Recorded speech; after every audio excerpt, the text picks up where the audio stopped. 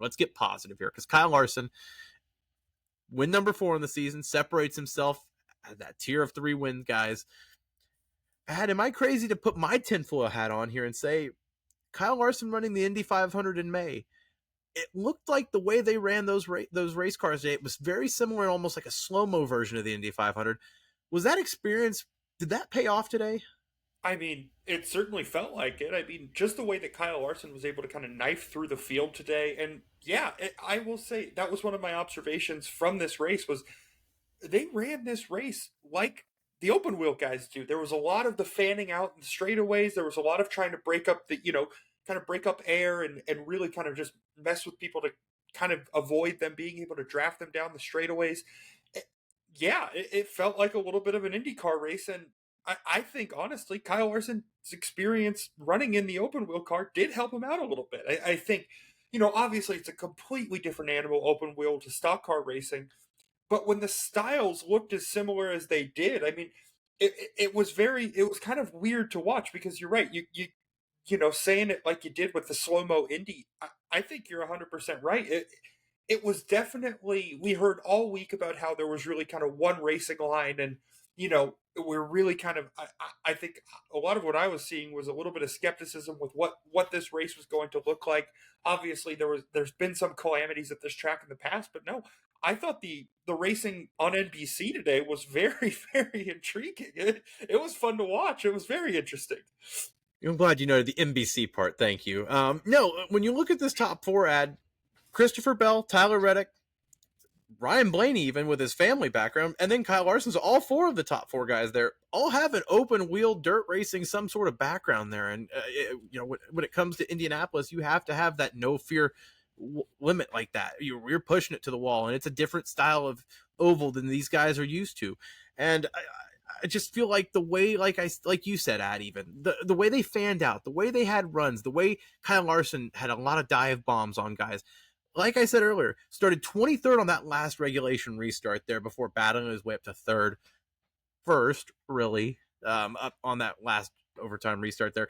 And there's a reason Kyle Larson was able to knife his way through on a day where, especially in the first 2 stages, guys were screaming on the radio about how they could not pass. Kyle Larson was a guy that was able to knife his way through the field. I'm just saying, a guy that literally ran the Indy Oval a few months ago, when the last time NASCAR ran this oval was 5 years ago, I think, 4 years ago. Maybe I'm putting the tinfoil hat on. Maybe I just took it off your head and threw it back on mine, but I just feel like there is something there. I really do. Something tells me we're going to be passing the hat back and forth a lot on episode 92, Bob, because there's a lot of things that we can, we kind of got to throw the conspiracy theorist hat on and kind of look at from a different lens. But no, I think the experience definitely helped. And obviously we heard Kyle Larson's comments post-race. He wants to go back and run the open wheel again and try the Indy 500. Obviously, there's no deal that was publicly announced, but obviously the post-race interview gave us a pretty good glimpse into the fact that he's planning on, he's very clearly planning on going back in May.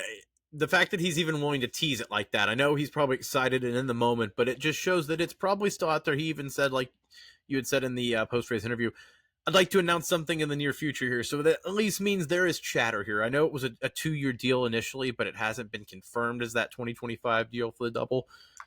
With NASCAR granting the waiver, they don't want to, walk on anyone's toes right away. So they're probably distancing themselves a little bit here. But the fact that they're even willing to run that McLaren Papaya Hendrick scheme at Indianapolis again this week just shows that there is some synergy there still. And that relationship was not at all knocked away or soured away by the rain in May. Hey, who has the tinfoil hat? Do you have it or do I? I think it's in the middle. Just go ahead, grab it. Okay, yeah, let me grab it real quick. Is NASCAR going to allow, like you mentioned it with the waiver, and it kind of got me thinking. I think there was a lot. No waiver talk. No, Bob, stick with me. Stick with me. It's not that much waiver talk. But remember how hesitant they were to grant the waiver, all things considered.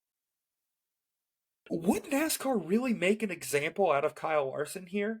Because I think they didn't like playing second fiddle on Memorial Day this year. I'll say that. I truly do believe that.